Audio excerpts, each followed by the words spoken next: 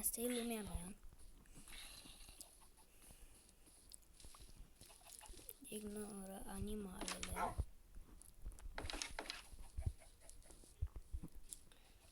Ăștia sunt caii mei. În 4.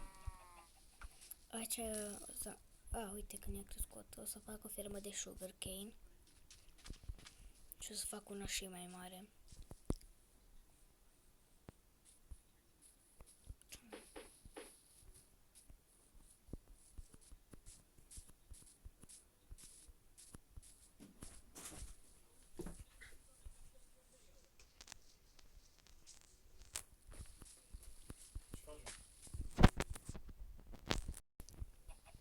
Ok, am ajuns în casă.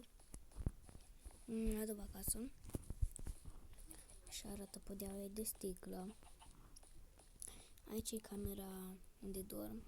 De exemplu, dacă vin... Da, las că e greu de explicat. Aici e camera mare. Și ăsta este cel mai tare tablou. Apoi, aici e... Cred că aici, da, aici trebuie să fie enchanturi sau... Nu aici. Și aici intri. Da, cam asta e lumea mea. Sper că îți place. Ne vedem data viitoare. Pa!